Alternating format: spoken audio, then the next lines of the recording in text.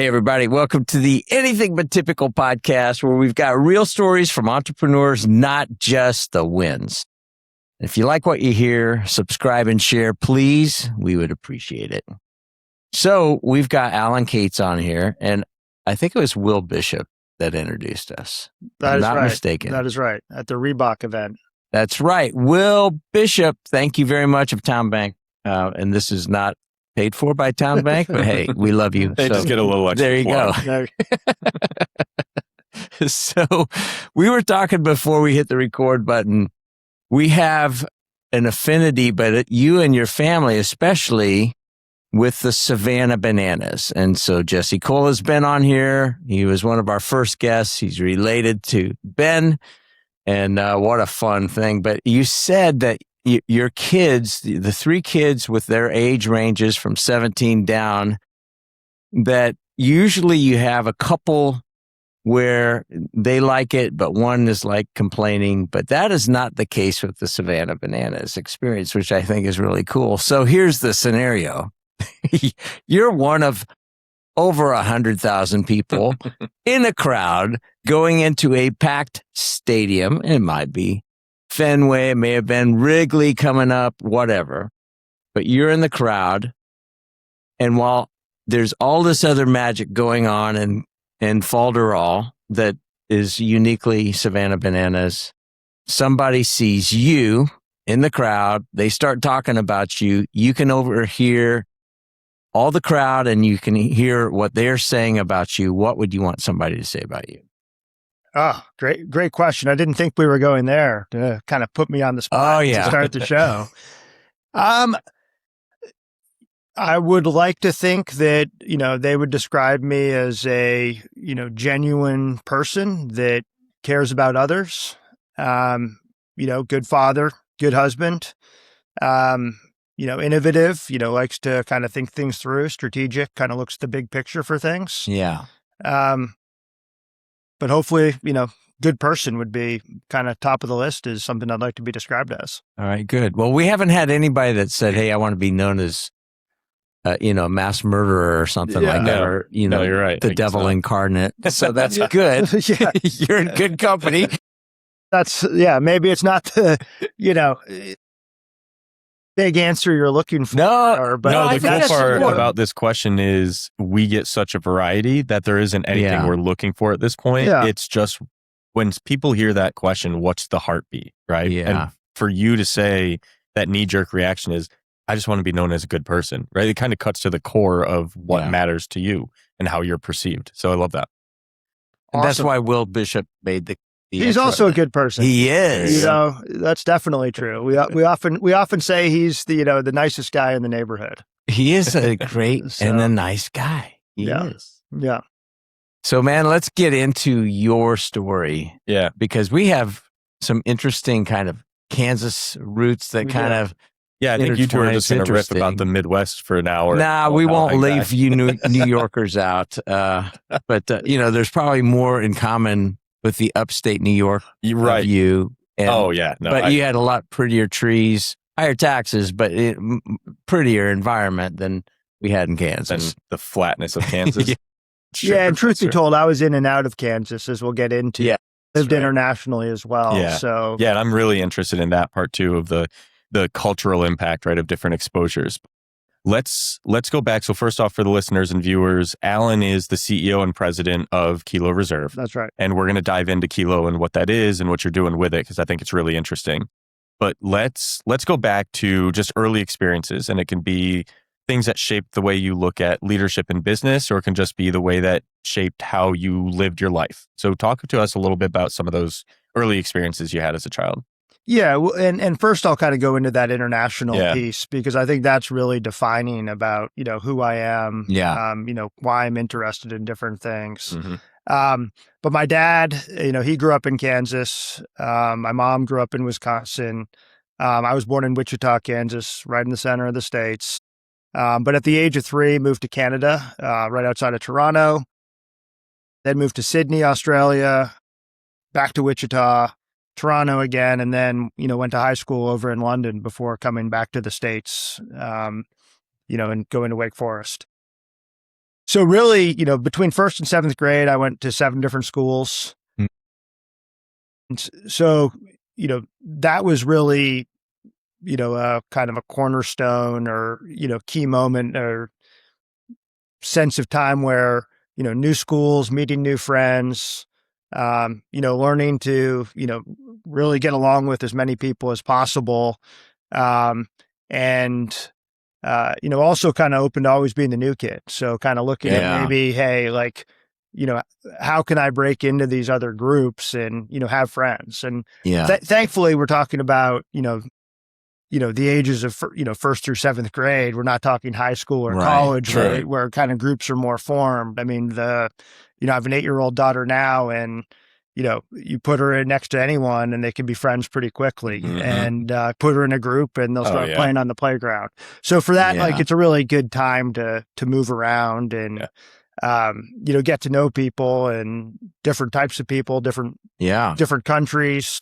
In England, I went to an international school. So, 40% American, a lot of South Americans, Asians, Europeans, and kind of really got to, just grew up, with a whole host of people from very different backgrounds. So, that's kind of un-Kansas like, actually. Yeah, it is. A lot of people in Kansas, have been there for generations, and not a lot of comers and goers.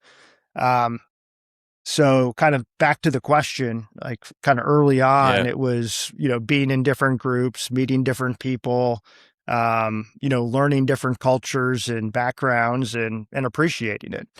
At the time I thought it was hard, but it's probably, the best gift my parents gave to me, was being able to see all these things at a young age and understand, there's a whole world out there. Yeah.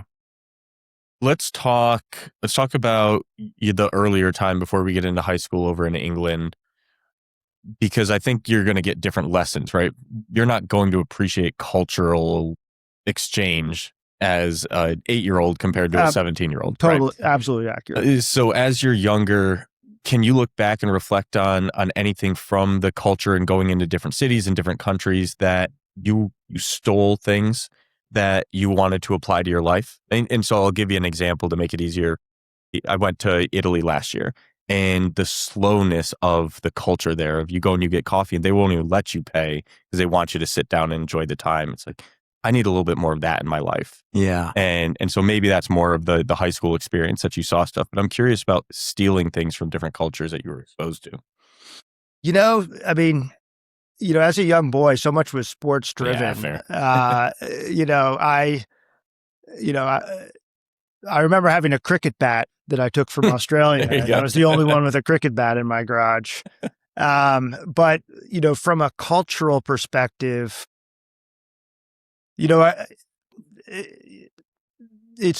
think just trying things all the time, like, simple examples like, everyone eats Hawaiian pizza in Australia. And then, when I came back and had something that, different to eat, or said, hey, this is what we do here. A lot of people kind of resist those new or different things. And, whereas you'll naturally be more open to that. Naturally just be open to whether it's, like the food's the easiest example, but whether it's, trying an activity or kind of putting yourself out there and, just being open to, hey, these, I can do more than the things that I do today. And, there's other things out there. So kind of, that's not really cultural per se, but it's just like it strips that limiting belief, right? Of what you're exposed to when everybody grows up in one bubble of doing the same, thinking the same way. And you had your eyes opened at such an early age that open to trying different things, I think it can be a superpower. And so I have to imagine that that's helped you in business because you're going to think about things in a much more open mindset perspective. I think getting people's opinions, I mean, this is, maybe it's because of that upbringing, maybe it's because of something else. But, I've always thought that, any feedback is good feedback. And, even if you don't agree with it, it's somebody's opinion and it's valid to some degree. So if you're looking at, a marketing strategy or someone's evaluating your website or, you're talking about a new product feature, And people say, hey, it's something you might be very confident in, and someone says, I don't get it. I mean, that's, this is the way I would think. You have to, you have to listen to that and question whether or not you've missed the mark, or, are they 1% out of 100, or do they speak for 85% of the people? Just all opinions are valid to some degree. And I think that carries through. It's interesting, Gary. Yes. So we recorded a podcast yesterday and we talked for a while about the power of diversity of thought and those different perspectives and opinions it's very valuable because everybody's going to bring a different perspective. Right. So, and at the end of the day, whatever product you have, I mean, you need, unless it's, I guess, there's certain niche products that only appeal to one demographic, but by and large, I mean, if you're marketing to the masses, you need all those inputs, or you're investing in a product that, you're excluding people from right away. Mm-hmm. Yeah. I'm just curious. So remind me what prompted all those moves. Sure. Yeah. Sure. And I gave the pizza example because my dad actually worked for PepsiCo International, and Pizza Hut's headquarters, Wichita, Kansas. At least it was at the time.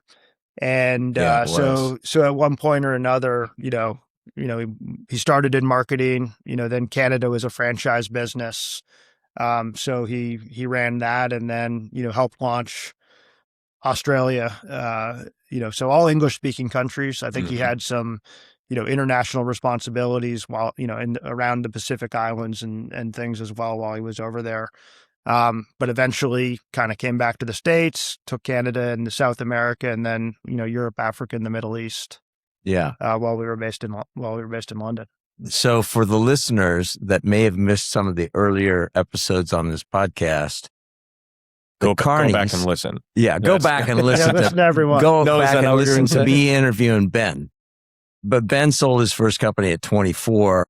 The Carneys, who started Pizza Hut in Wichita, Kansas, did it as college students. And my first real mentor did their initial logos, went to school with them, and he got paid out of the cash register. Nice. That's great. Of the first one that was at Wichita State, which is funny. But before you had one of the funniest stories about a birthday. You remember that? Yes, I do. Tell that story because it's classic of marketing, test and learn. And how it impacted you. Yeah. So I was a third grader at the time. And my father threw a party, really for the office. Mm-hmm. And effectively, like, I thought this was the greatest party of all time. But we ordered pizza from every pizza place in Wichita, whether it was delivery, pickup. Yep. As the third grader, I thought I had the most important role ever. My job was to try all the different pizzas. So, I would be timing, which, if they said 30 minutes, was it there on time? I remember taking pictures when two delivery guys got to the house at the same time. They were all confused. We get pictures of them. But ultimately, we must have had pizza from, 10 to 15 different places. I still think it was a great party. Like, I often wonder, like, why don't I do this? Yeah. Maybe now that, maybe now it's time to do it again. But I recommend it to all the listeners out there. We can get a bunch of people together, order, and we can blind rank, and we can come out with a ranking, and then we could do a different food every single time we want to do it. Yeah. Maybe that could be a podcast idea. Bring it all in. Market research can be fun. Yeah, it can. Especially if you like pizza. Yeah. But the other one I did like that as well is when we lived in Canada. My dad took me on a business trip with my brother and another friend he had at the office and his young son. And we drove around Southern Ontario. And I think in the weekend we ate at 25 different restaurants. I think it was like 15 Taco Bells, 10 Pizza Huts. Again, I had all the important jobs like rating the bathroom for cleanliness. Yeah. but important business Mm-hmm. for sure. It's great. Yeah. Love it. Yeah. I can just see you with your spectacles on and your notebook and your, I was a tough grader. yeah, that's fun. So let's keep moving forward before we get into more business, finance, things like that. Sure. Talk a little bit about that experience of going to high school over in England. I mean, high school in England, greatest experience. Like I said, international school, which what that really means is, lots of people coming and going. Kind of average person was there for 2 to 3 years. So lots of people, as we were talking before, that were there to kind of meeting people quickly, becoming friends very quickly, and then every now and then they would leave at the end of the year, so you kind of repeat the process. But also it was an American curriculum school, which is why kind of general expats, easy to kind of go back into the American system, go to an American college, where it's particularly in high school, the British system. It's just different. They do kind of A levels and GCSEs and. Doesn't really translate, so you can kind of go back and forth. Also meant we got to play American sports. So I'll kind of start with the sports and then kind of go with the other lessons. So, just on the sports side, and baseball was my main sport. But we competed against the other American schools, and we were in a league. You call it, the tournament was called ISSTs. But we competed against, Frankfurt and, the International School of Brussels and there were 2 teams in London. So we got to do a lot of travel. Cool. And so when we talk about kind of the cultural pieces and the lessons there, big team was in The Hague. We traveled there all the time.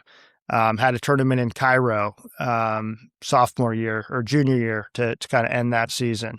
And, so, my experience was kind of sports lens, but as I kind of look back at it as from an adult, we did this for, going from, London to Italy or, taking the train to Paris. It was as easy as going from, here in Charlotte to DC or wherever. Yeah.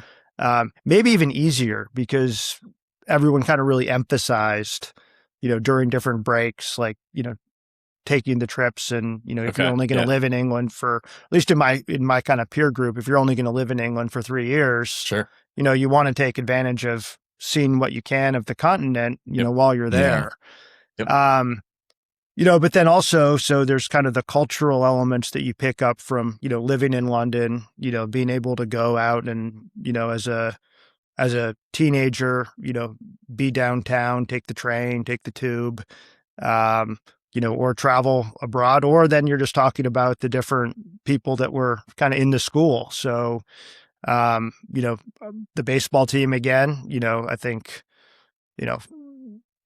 4 of the top players were Japanese, very, just great people, great to learn about their culture. A lot of friends from, I don't necessarily count Canada as international, but there are a lot of Canadians Sure.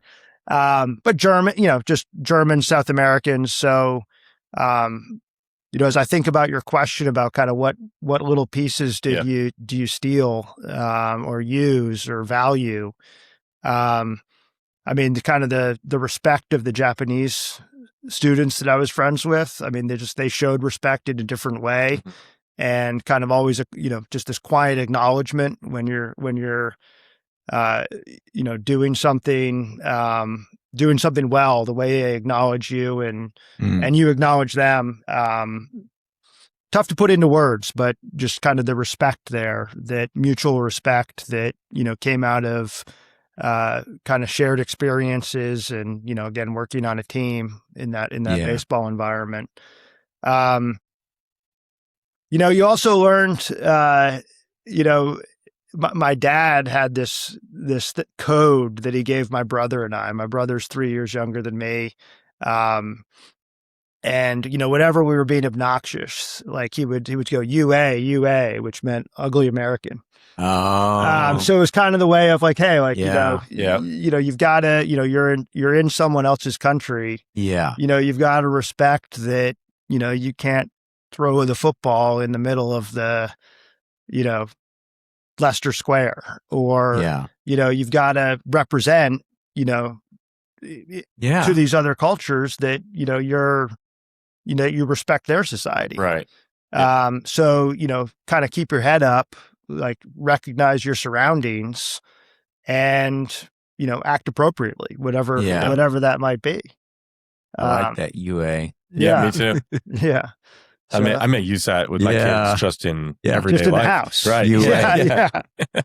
Yeah. So, but again, I mean, whether it's, Italy or France, they all have their, kind of different elements. And it's great to see that. Like, again, Yeah. like I give the example before of, going across to Italy or, is just as easy as going to DC, but you're in a completely different place Right. with Yeah. a completely different environment, language, et cetera.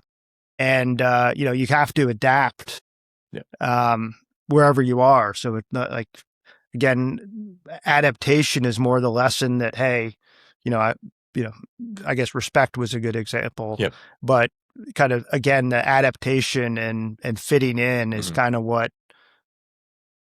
I really kind of took to heart and still Interesting. take to heart is, whether that be in a business setting or a personal setting, kind of recognize where I am, before moving forward blindly. So that's why you want to be known as a good person, so that way you're not a UA. Right. Perhaps. Maybe that's the full circle. Don't make me be a UA. The analysis. Probably haven't said that UA thing. I'll get my dad to listen to this. That's what I'm saying. Yeah. Maybe I was listening. Yeah. Yeah. That'll bring a It smile worked. to his It worked, face, Dad. Yeah. Yeah, it's interesting too, because when your dad was at Pizza Hut, is he still? He's not still there, is he? Oh no. So, kind of to complete that story, he in '97, Yum Brands was kind of a spin-off from PepsiCo. Right. PepsiCo got rid of the restaurants. At the time, he then went to Applebee's, whose headquarters is in Kansas City. I was already in college, but he moved back to Kansas City with my brother and sister and mom. And they retired about 20 years ago, my dad did, and they've been in Montana, which, is just a great place to visit. Yeah, That's a beautiful. different story. Fascinated me about Pizza Hut because I heard all the lore that went back to the original, the Carnies, through the sale to Pepsi. We had a Pizza Hut test kitchen in our studio at one of the places I worked, where we did all their training videos. And so I knew way too much about belt speeds and what could happen. So I knew if somebody was racing the belt speed, the dough wasn't quite done and whatever. So it was funny, but they were always like inventing, there was this curiosity, and you could say, well, it's just pizza. Well, they were, doing a lot of inventive things. And then they ended up going, was it Plano, Texas, I think, where PepsiCo was, I think. I don't remember, but they went down to Dallas. Dallas, okay. Yeah, and but just on that testing thing, I mean, during that period of kind of the mid to late 70s, the pan pizza. I mean, they that's a big they deal. invented it in those test kitchens. Yeah, they went from the thin and crispy to and the original pan makers of all the aluminum pans. I still have some of the original ones because, I still have some of the originals because I did work for those guys where that pan manufacturer, the original thin and crispy, they were marketing through high-end retailers as well, separately, private label. So just, I learned a lot of cool stuff at a pretty young age, marketing with those guys. But my point was, it was kind of an entrepreneurial environment within a company. And where I'm going with that is, where did that like start sparking with you? Because what you're doing with Kilo Reserve is very entrepreneurial. And I'm just curious, like, we love to find where the threads, where, did that happen because your grandfather, or your great grandfather, or your parents, or like, what sparked that? Yeah, that's a great question. I first on kind of on that Pizza Hut side, again, not just the test kitchen, but as you think about kind of, my father's journey and, Pizza Hut, these different countries. I mean, every country was a different adventure. Yeah. There's before you could launch in any different country, and this is the same with Applebee's, is you have to understand, like, the flour content in Morocco might be quite a bit different than it is in Wichita, Kansas. So the bread, the crust rises differently. Yeah. So every or whether when you're in the Middle East and there's dietary differences than there are in the U.S., like, that's a different market. So how do you make, again, the consistency of a corporate brand allow for these changes and like recognize that markets must be different? Inputs are a little bit different to get to the same result, or you need to import the cheese or whatever it might be. Yeah. Where you can use a local tomato sauce product potentially. Yeah. So so even though he was always in the corporate environment, or at least like for his professional career, he was always very entrepreneurial as well. I mean, he was always launching a new market, always starting a new business, even though if it was the same business. And, they, with a lot of different franchise partners, I mean, he had very, business relationships with a lot of different individuals that, Pizza Hut wasn't their only brand that they supported. And, kind of always being an advisor, understanding that some of those brands and bringing the stories of what they do back home, was always part of what he did. But as far as like for me and, kind of my path real quickly, and we can kind of delve into it a little bit more as we go through, was, I went to Wake Forest, worked for a couple of years in DC at a retirement trust, got my MBA overseas back in Manchester, and then came back to Charlotte. This is 2005. So Charlotte, longest I've lived anywhere at this point, almost half my life. Worked for Bank of America, for, about 10 years, took a stint at PNC. And then I've been doing entrepreneurial things really since, call it, I guess almost 10 years now. 2016, I bought a small business. But, again, my father's advice was always, learn on someone else's dime. Yes. And, that was another one of his sayings. I loved working at Bank of America. It was a great learning ground.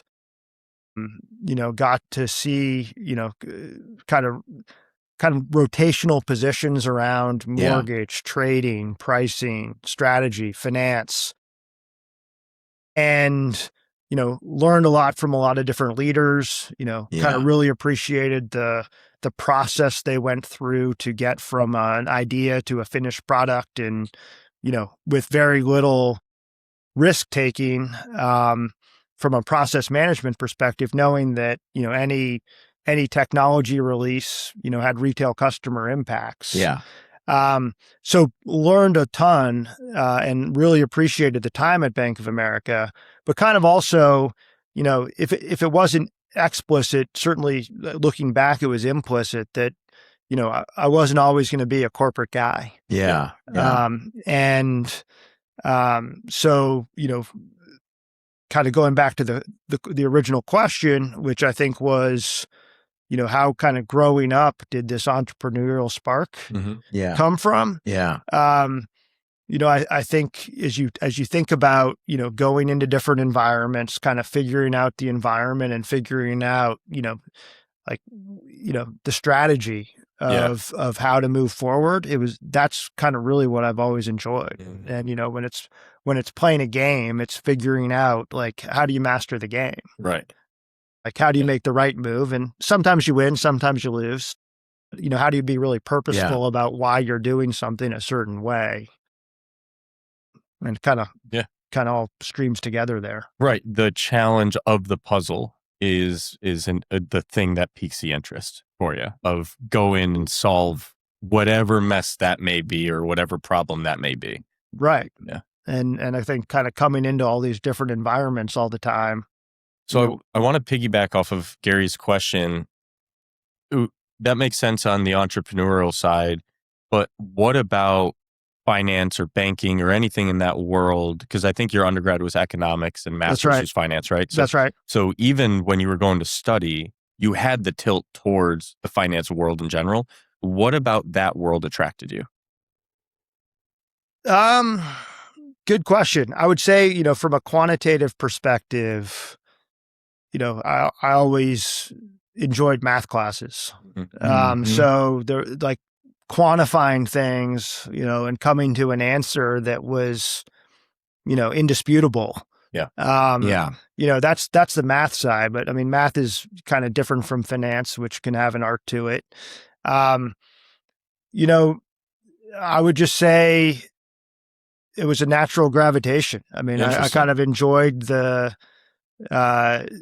again, most of the environment that I was in, particularly in high school, my peers' friends, my peers' parents, my friends' parents were, all international business people. Yeah. So when I spoke to them and went to their houses, that was kind of what I was surrounded by. And, kind of loved learning about those different businesses. And I kind of always looked at businesses as a different kind of puzzle.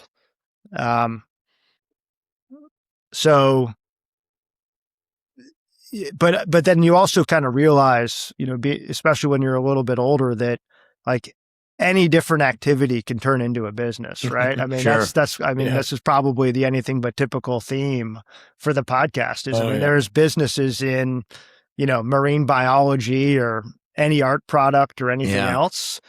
So the business of business might be kind of more boring than, learning a specialty activity somewhere else and then making a business out of it. Yeah. I talked to my daughter who's a junior in high school now, and, she kind of is going through like, hey, I'm, medically inclined. Like I'm interested, I don't know if that's, pre-med or if that's psychology or if that's physical therapy, Sure. or what that is. And, again, I tell her she has a long time to figure that out. Yep. And, don't be so, in a rush to kind of figure out what you want to do for the rest of your life. But I also talked to her about, okay, well, if you're a pre-med, that's a doctor path. Yeah. And, this is what a doctor does and this is how they run the business. And if you do physical therapy, there's kind of, again, if you're on that path, you can be a physical therapist, or you can own a physical therapy business. Right. So, think about like the broader part of it as well of, do you kind of want to go in and check out?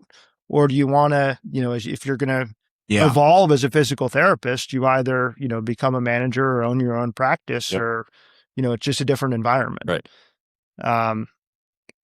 So again, kind of no matter what you do, like there's a business component to it. Sure. And I find, the business of physical therapy in my daughter's example, fairly interesting.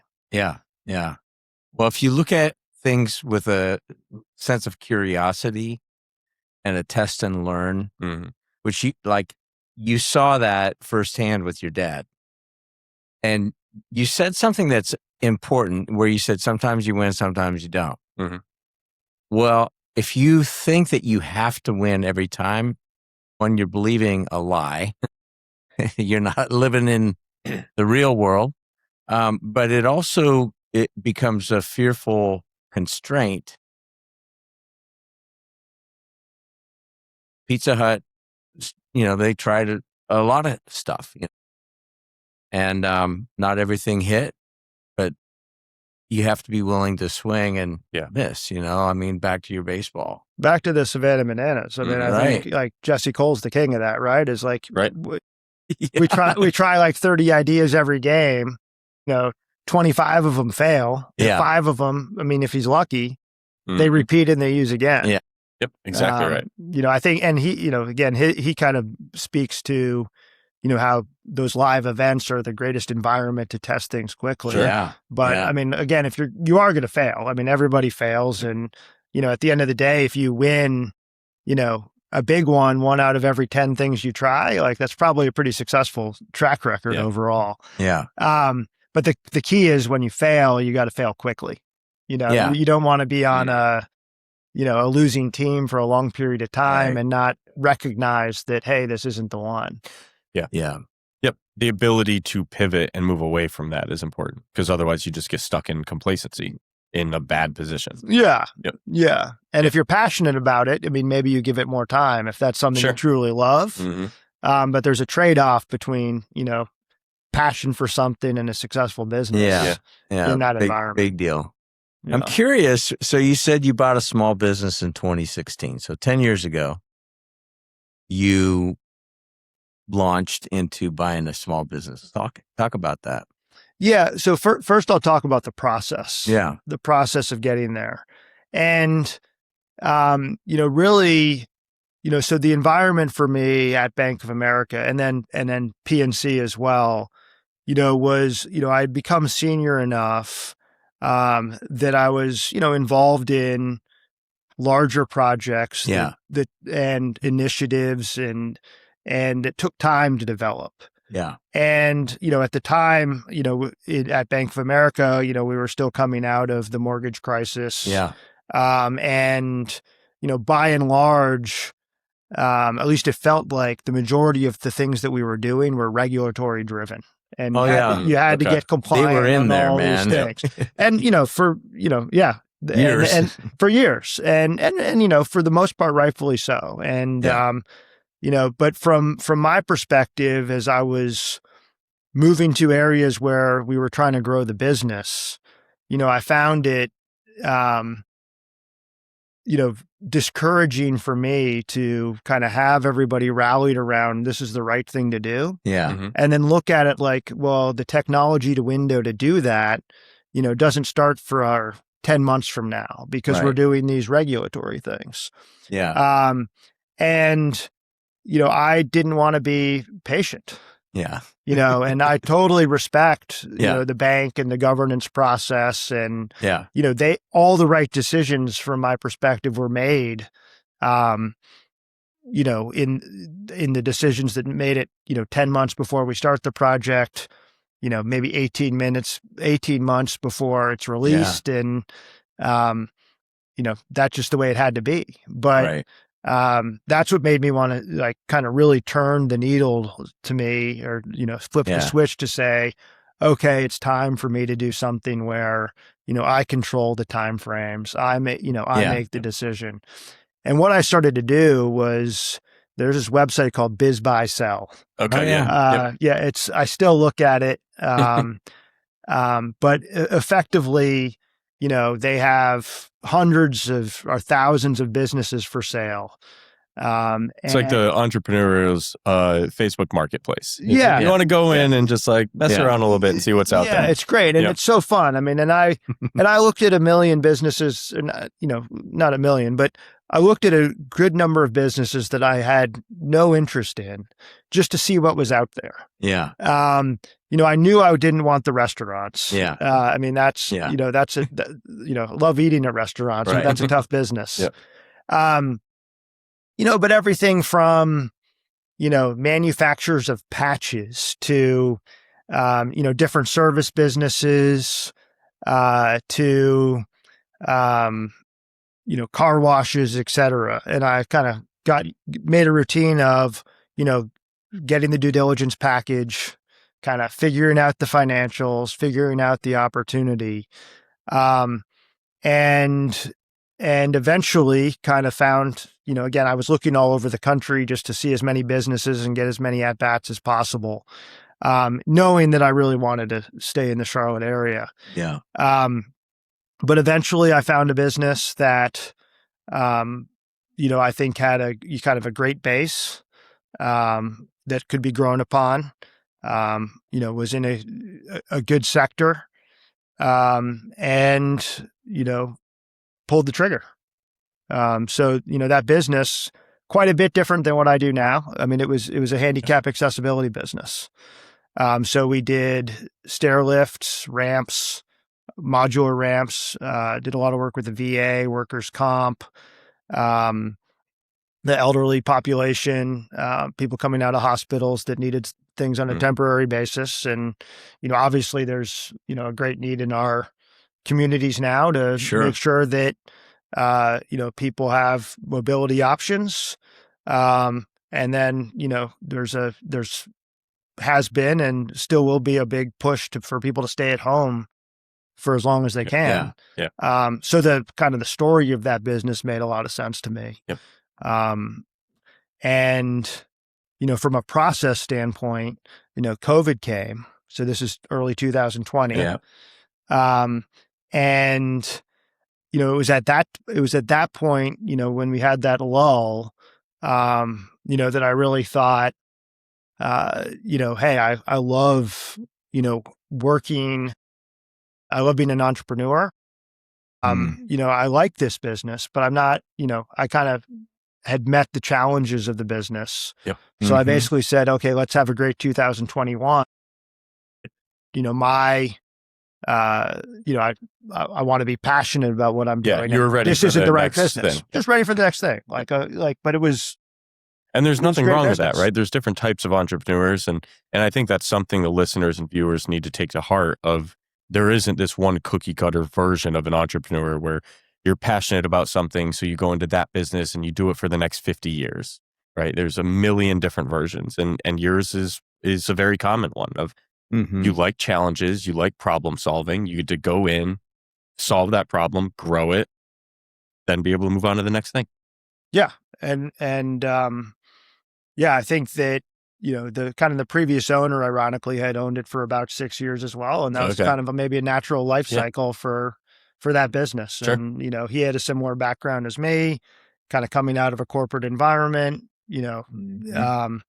and, he also had success growing it, but, great business for the time. And, kind of thankful to be moving on to the next things. Did you list it on BizBuySell? So I think it was. I worked through a broker. And it was listed on BizBuySell. I think everything gets listed there. I mean, it's kind of like there's no reason not to. Right. But again, I encourage all the listeners. I mean, just for fun as a hobby, check it out for fun. It's wild the different businesses that are out there. You're the first one to mention BizBuySell. Yeah, that's true. But I do what you just said. I'll go on every once in a while just for fun and look what's out there. So I bet we've had other guests that do the same. But you're right. You're the first one to bring it up. Yeah. There you go. First again. There you go. Great. So you made the pivot. All right, I'm losing some passion for this. Then what? So, so during that period, kind of from COVID, while I knew it wasn't, that I was going to sell the business. Yeah. So, I obviously started thinking about what I would want to do. Yep. When I was able to sell the business. And, so this is kind of the story that I shared with you at our coffee that I don't love sharing. But it also kind of talks about why I'm doing Kilo Reserve now. Yeah. And I think you can share it. It's just three of us in a room. Yeah, you can share it. Don't worry about off the record here. No, I have no problem sharing it, but it's so I began working at first investing and really as in this credit card processing arena. Yeah.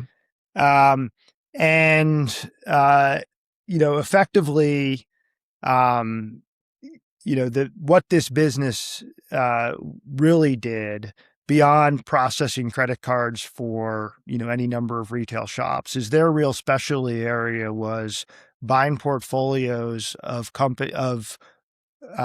sales agents' merchant books.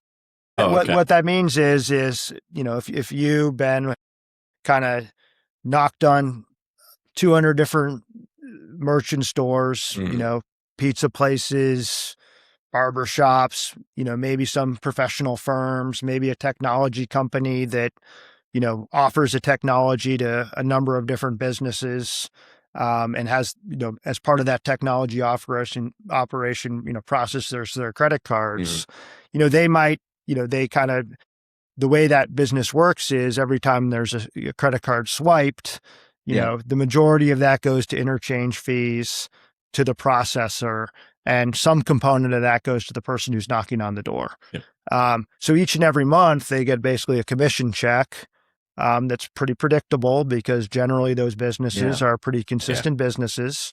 Um, and let's just say, to use a round number, that that that you as a successful merchant sales agency, your book of business had $20,000 worth of monthly Yep. residuals. So this business would buy your portfolio off of you. Yeah. For And that recurring residuals. Yep. yeah, and and would pay you up front for that. There'd be some performance-based incentives over time. And really, kind of coming back to what I was doing at Bank of America, looking at different points in time in the trading environment, we'd evaluate different books of mortgage business or home equity loans. So it's a business, different business, but same business. That I really understood, and I, got pretty in the weeds in terms of analyzing these different portfolios, and investing with this company, and kind of as it turns out, this, the kind of the CEO, and at one point when I sold, I wanted to go work with him. He ended up, stealing money. Yeah. And another commonality that we have. Yeah. So that's, you don't like being a part of that. Right. Effectively though, like the portfolio, basically the portfolios that were purchased that we were analyzing, they were real, they were purchased. So there was a real asset there. Yeah. But effectively, he borrowed a lot of money to purchase these portfolios. Kind of in all the due diligence packs, there would be the kind of the balance sheet, that was, making sure the company, was able to continue to run, was obviously a part of the analysis. But he was forging the bank records. So, kind of, again, good analysis, bad actor. Yep. And, thankfully, kind of that's worked out relatively well in terms of those assets getting liquidated. The court process always takes forever. That's ugly and not fun. But the kind of the good news is over a long period of time, the majority, of the investors have been made, close to whole, or you didn't have to write everything off. Yeah. But the part of the story that I kind of wanted to connect as to why I do Kilo Reserve now is really, the asset that you're buying itself. Like if you are going to invest with anyone, that's something you really want to understand. And, without totally changing the line of conversation, at Kilo Reserve, we offer people the opportunity to invest in metals, and it's 100%, verified by third-party storage firms, and auditors that metal is there. And that's what the individual is purchasing. So that's, coming from a place where, there's bad actors involved, being able to do something that is physical, that you can touch and feel. It's not a, it's not a portfolio of residuals that you can't, that there's assumptions made around and are going to perform one way or the other. Investing in something that you can touch and feel and is there. Again, I'm not sure that I made the connection while I, purposely and then did it. But as I look back, kind of that security, and that trust is a big part of what we sell. And it's kind of the evolving story of what I've done. You said an operative term, trust, that I wanted to go into a little bit because I wanted, like, you kind of poured your heart and soul into this company. Talk to me about what happened just in your heart, like in, this, your experience, not mine, sense of betrayal, maybe not. Like, what happened, in your heart, in your mind, as this stuff was coming out? I mean, deflation, is, and just kind of a sense of, it took a while to kind of recognize that it wasn't my fault. Yeah. And I kind of blamed myself for, hey, I should have known. Right. Yeah. Hey, like, Alan, you're a smart person. And, how did you not, your due diligence not, uncover this? Yep. Yeah. And, actually, in between Kilo Reserve and, this failure, I actually partnered with, and we're still partners with an individual who worked at that company. And, we bought a couple portfolios by ourselves. And those have worked out well. So again, like I feel good that, the business model, that I underwrote makes sense. And Yeah. I wasn't, again, ripped off by bad evaluations. Yeah. It was, a person stole. Right. And, it's tough to kind of put into words, what that feels like. Yeah. And What was your relationship like before Oh, good question. that happened with that person? I mean, I wanted to go work with him. And, so it was strong. I kind of respected him. Yeah. I thought he was a, very successful entrepreneur. He had he had a strong team of experts that worked with him, and, kind of they worked in different areas, and kind of I've spoken with them a lot. Subsequently, it's been, almost 4 years. And, kind of the efforts he went to kind of live this lie, are fairly unbelievable. Yeah. What he did to his family was fairly unbelievable. So again, I thought very highly of him. And, that switched very quickly. Yeah.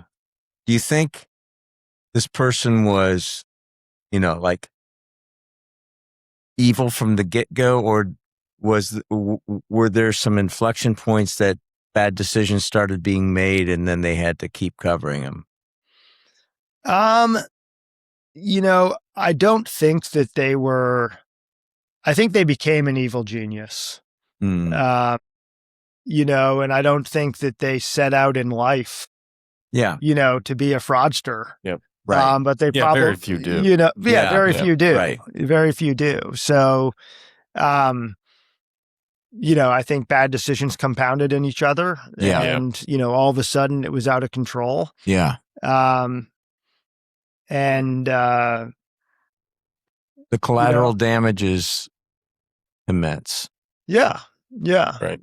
It is. And again, you've been through some, same but different situation with a partner or someone you trusted. And, I think that, if you've been through it, you kind of know how it feels. But, again, from a business perspective, I've learned a lot from it. Structuring my new businesses, differently. And, we'll always have another layer of evaluation that kind of I wouldn't have had previously. I'm glad it happened to me when I was kind of in my young 40s versus when I was 65. Sure. Right.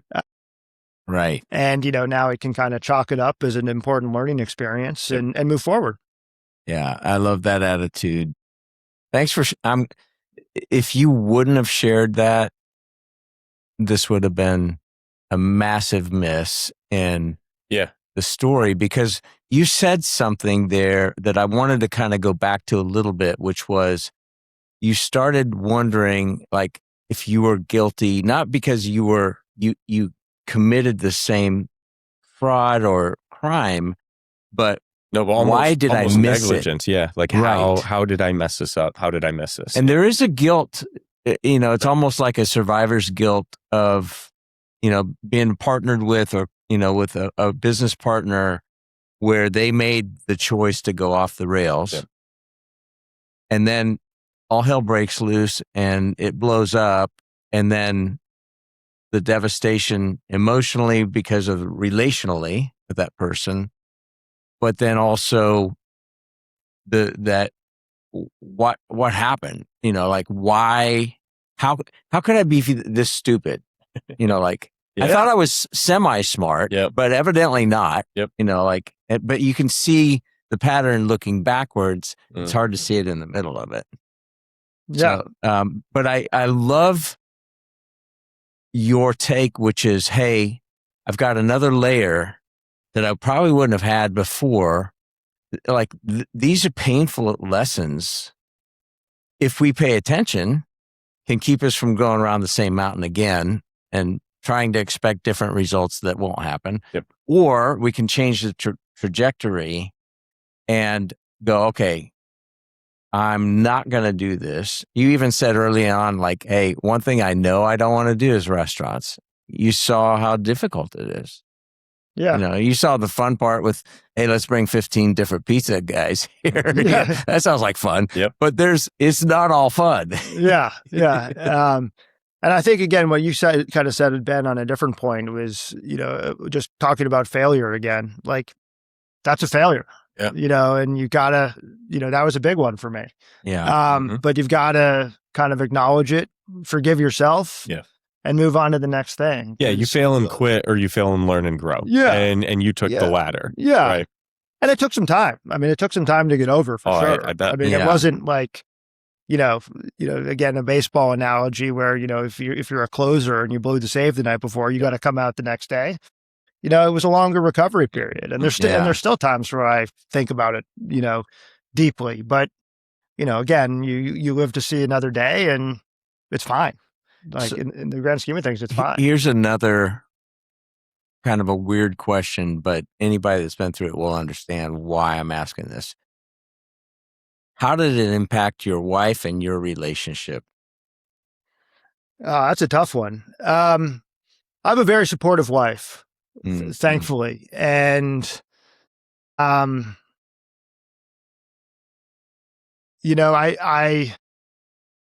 think that, the actual transaction of it happening, was easier for her to, understand and move off of than, kind of the time it took for me to personally recover from it and be myself again.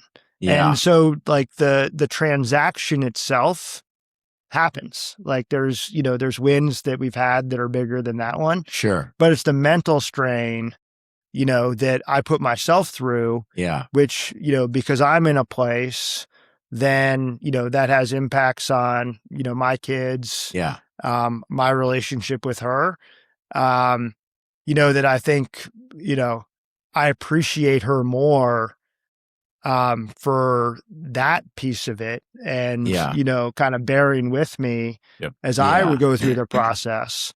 Then, the transaction itself, it is what it is. Like, that piece of it, I would say was fine. I mean, she didn't love it, of course, but, You don't say. But it was more dealing with me, Yes. that I appreciate her for, and, respect her kind of, strength and long-term, ability to process things.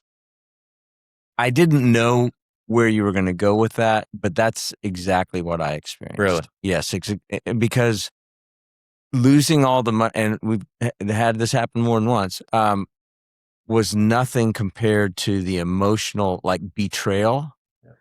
And at one point I told somebody and my wife overheard it. I said, I felt like I walked in with seeing my wife with another man. And she became offended. She's like, seriously? And I said, honey, I know you wouldn't do that, but that level of betrayal of somebody I really trusted. You and also in that felt case, that person wouldn't have done that. yeah. To you. And he was kind of like another father figure to me. He was older than me. And that emotional workout where you have to work through that, the sense of betrayal, forgiveness, like all of these things, battling bitterness, battling depression of like, what an idiot I am, Right. All of these things, they do spill into our other relationships. And, the fact that you said, she has been real supportive, and I can say the same thing to my wife. Thank God for her.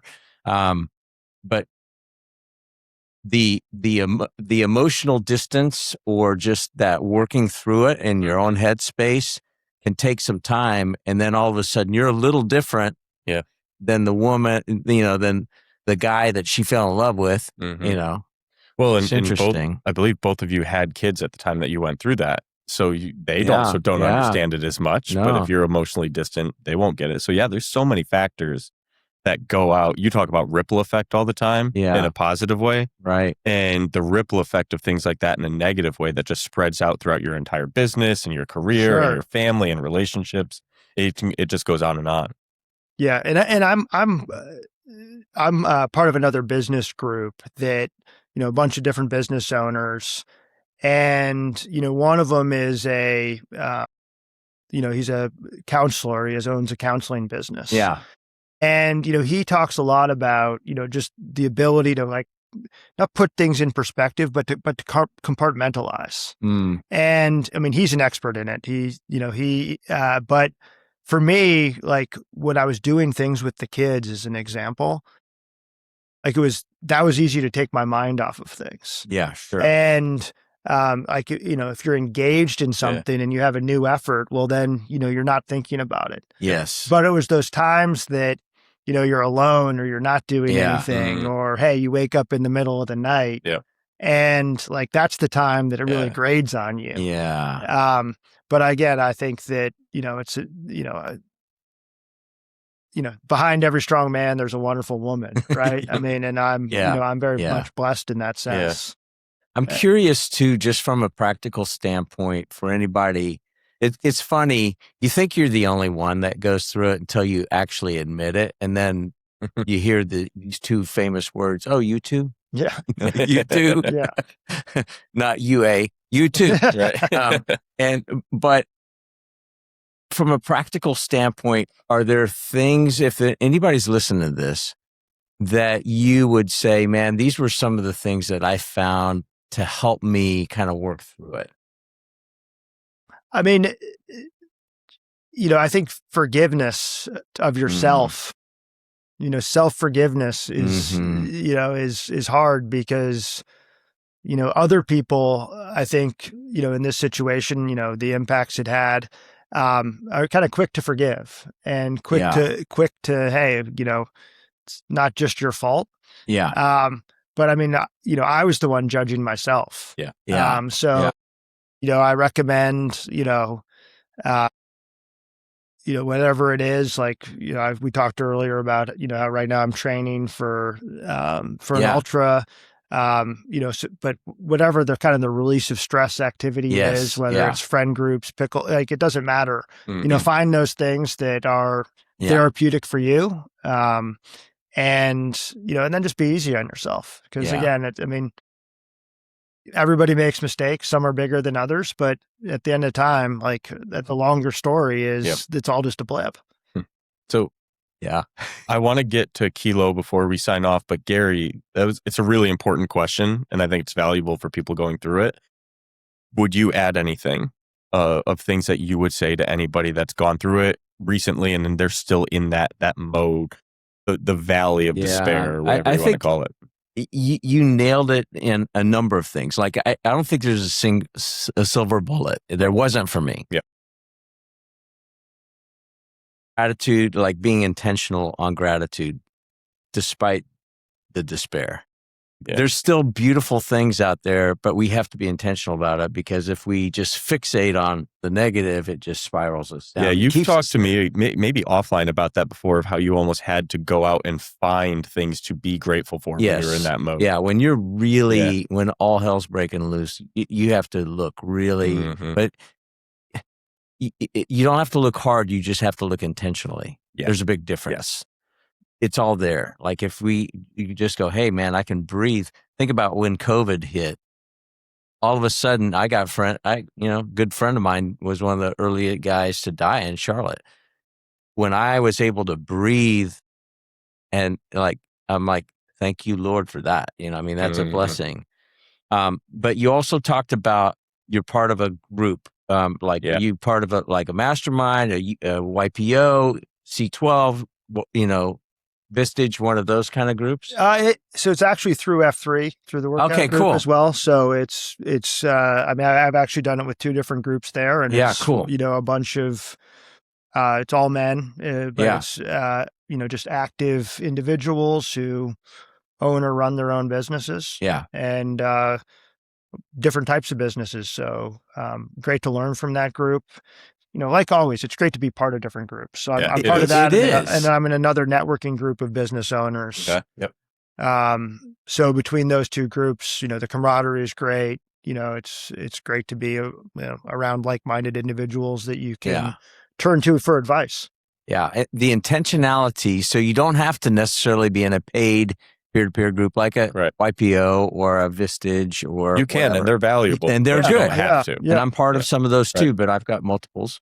But I think that's the point. Find it. And shout out to David Redding, Dredd, who started F3. He's been on this podcast. Look him up, David Redding.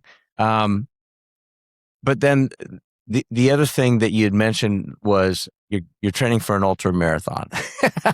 There's a commonality here. Yep. We find with the 170 or whatever episodes that we've recorded, maybe more than that already, you find that you find this lifetime learner kind of mentality. You find this peer group. I'm willing to subject myself to and be vulnerable to other people in a safe space, but also this sense of stewardship from a physical body standpoint, what we eat, what we do. The vast majority are not all doing ultra marathons, right? But everybody has their own kind of thing that they gravitate toward, but it has to do with physical activity. So I think that's cool. I do want to ask that one question, which is why ultras? So I haven't run a marathon before. I've trained for them. You're going big, man. Yeah. So, Jesse Itzler. Yes. He's one of my favorite people. Okay. Yeah. So the big ass calendar guy. Yeah. So he also has this concept of a misogi. Yes. Which is every year you have one, life-changing or defining event that you train for. You don't have to train for it, but it's got to be something that you do. Yep. And, part of it is, there's got to be like a 50% chance of failure. It's not, hey, I'm going on a trip and I'm going to eat as much pasta as I can in Italy. So there's a group of people going out to Whitefish, Montana, that many of them are, real runners that do this all the time. Yeah. But they kind of put the event in my mind. And I'm doing it with 2 good friends, training with 2 good friends in the neighborhood. Cool. And we just identified this as something that, is achievable, but is going to be a significant, really be hard to do. We've got a 26-week training plan, all laid out, days accounted for. And, it's going to be, outside in the mountains, beautiful area, inspiring there. Yep. But that's how it all came together. I didn't do a misogi before, but, So this will be your first one. This will be my first misogi, and it's, 50% chance of failure. Yep. Would love to report back on it, after October. I can't wait. But it's, and and it's part of it's the journey, right? I mean, it's not really just the event. It defines your year because, I mean, we started running at the beginning of the year kind of unstructured, and now we have a specific plan that we're on. Yeah. We're working together, and the cool part about what you just said there is, first off, you said 50% chance of failure, but the reality is if you go through the journey and you get to the race and you're doing the race, even if you don't finish it, it's not failure. The journey is that process. It is a success in itself. And being able to focus on that, no matter what the end outcome could be, right? I trained for a big race once, and it rained the day before, and I slipped down a hill and twisted my knee, and I was out at 18 miles. It's like, okay, I failed, but I trained for it, and I prepared for it, and I got ready for it. So focusing on both is really important. Right. And that's why you got to respect the journey. You got it. But I mean, again, I think we have the plan there where we're going to succeed. Yeah, so, love it. Good for you. So, but there's a lot of uncontrollables out there that, you can't set your pass fail on that day. If we don't hit our training plan and don't do the things that we said to get there, like that's more failure than what happens on the actual day. Yeah, you're right.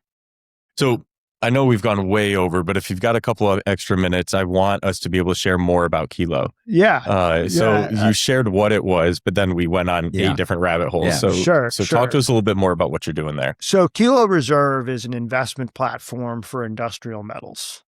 So if you think about kind of the metal space, precious metals, i.e. gold, silver, platinum, there are a multitude of, websites, dealers where you can buy gold, have it stored for you, sell it back into the market. Other metals, copper is our primary metal on the platform right now. We'll be adding aluminum, iridium, rhodium,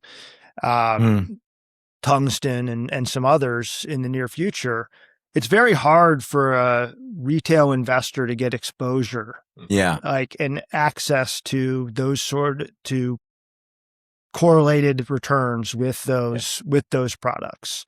And then so like copper, I'll tell the story of copper because I think it's been our leading metal because the story is most understandable.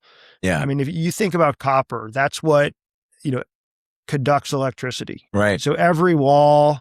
EVs, AI data centers, they're rebuilding the power grid, wind turbines, all have a massive requirement of copper.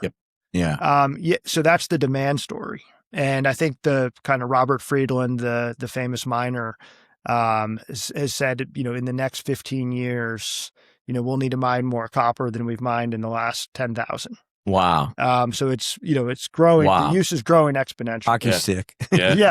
Complete hockey stick. Yeah. Yet from a mining perspective, partly due to environmental concerns, partly because, we've been haven't been in an investment cycle there.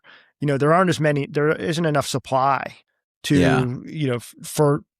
to kind of meet the demand. Copper mines take 17 years from discovery to begin getting copper out of the ground. 17 years. 17 years. I didn't know that. And so the kind of the thesis there is relatively easy to understand. It's the old, hey, demand outpaces supply, price must go up. And it's an international phenomena. It's an international product. It's not something that, hey, if things don't go one way in America, hey, the numbers could be off. I mean, timing might be off here or there. It might come up. It might go out. But the story's not going to, it just can't change. And, the ability to access metals today, I mean, you can buy miner stocks, which, aren't directly correlated to the price of copper. A miner could have any sort of issue, whether that be, geopolitical, operating risk, safety issues at the mine. And the price for copper could go way up, but that miner might not find as much copper as they expected or have some sort of production issue. So again, not perfectly correlated. The other common is invested in futures. That's the way copper trades, unlike, all the industrial metals, unlike, gold and silver, which have a spot price. but there's a big cost of, rolling forward and hedging when you're trading with Right. futures that isn't right for retail investors. Right. So what we do is we've kind of copied the process that exists for gold and silver, where if you want to come in and buy, whether that be $1,000 worth of copper or a ton of copper, we have our production capabilities to source the copper, keep it in a third party COMEX or LME approved storage facility, have auditors come in it. So if in total, our investors have 1 million tons of copper, we have verifiable sources coming in and saying that 1 million tons exist. Yep. So every investor pound of copper is backed by real copper. Yeah. Yeah. Wow, cool. So no paper, no kind of ETF risk, no Right. futures, Mm-hmm. no contracts, real metal. Yeah. That's cool, isn't it? It really is. It's so interesting because I'll have clients that will go buy physical gold and silver because they want to own it and hold it. Yeah. But really, that's it. You hear about those two a little bit, and everybody else will just use an ETF or something like that. Mm-hmm. And what you're talking about is giving people the ability to do that without having to go do the sourcing themselves and store it themselves and everything Right. there. You're cutting that massive hurdle out of the whole process so people can own it directly without those headaches. Right. And we think that our primary client type understands buying in gold and silver, but not only sourcing it, but gold and silver is small enough you can put it underneath your bed and keep it in your safe. Yeah. But you're not going to put a ton of copper in your bedroom. Yeah, exactly. So maybe in all your light fixtures and things like that. Copper's trading for $6 a pound, which gold's trading for, call it $5,000 an ounce. Yeah. Right. So if you want $12,000 worth of copper, that's about a ton. Right. A ton's a little more than that. But that literally is going to take up this podcast studio. Sure. Yeah, that makes sense. So you can't store it underneath your bed. No. I mean, you don't want it in your garage. Right. You can't move it. Yeah. So if you want the physical asset, like our service, our product offering, really kind of meets that, real asset investor, understands metals, probably loves owning land, commodity, and you think about, again, I told the copper story, similar ones exist for, aluminum, and really almost every metal. And, as we kind of are coming towards what we look at as like a commodity super cycle and inflationary environment, owning real assets is a hedge against that. Yeah. Interesting. So we'll navigate advice versus education and regulatory stuff here for a second. So answer this however you can. But you alluded to some of the other risks, right? The ETF risk and things like that, going to the miners versus owning direct. Could you give a couple examples of what you mean by that so people understand the differences between owning something through like an ETF or owning it through something else that then goes into copper versus being able to own the physical directly? Right. Because that's your differentiator. Right. Absolutely. I mean, the bread and butter of what we do, and I'll start with that, is that our customers' investment or purchase of copper is 100% backed by the physical metal. Yeah. So, I mean, again, if you look at our website, you'll see pictures of, from the audits that show, the metal that our customers own. It's something you can touch. It's something you can feel.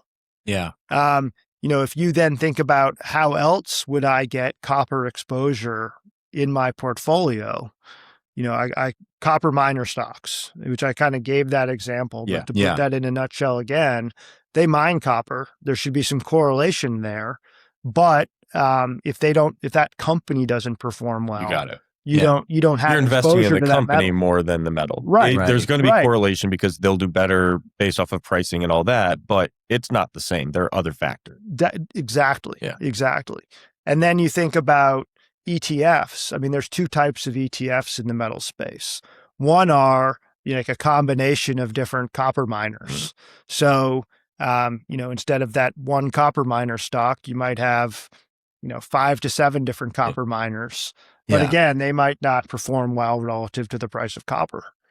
And then you have futures trading, which is, if you want to Like if you think about it from an industrial perspective, you can buy futures and have your copper delivered, at the end of, 8 different months of the year.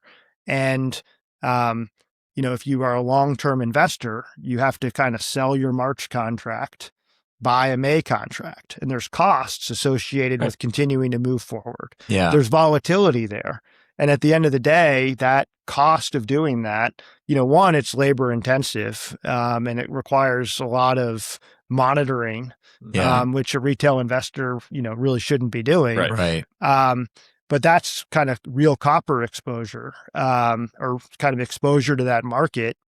But there's all these other layered costs and risks on top of it that you don't have if you own the metal itself.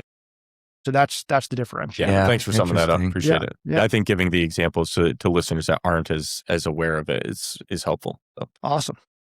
Yeah. This has been fun. Sorry we kept you so long. Yeah, so long. It's been a great conversation. Yeah, this is one of the longer ones. Hour 20. Yeah. Time's flown by. Yeah, this has been really great. So send the viewers and listeners to where you want them to go, the website for the business, to connect with you on things like LinkedIn, wherever you want them to go. Yeah, Alan Cates on LinkedIn. www.kiloreserve.com is the website. Okay. You can follow us on Twitter or any of the, other social media sites as well. Cool. Amazing. Thank you so much. Absolutely. Thank you guys. Great job, Alan. Appreciate you.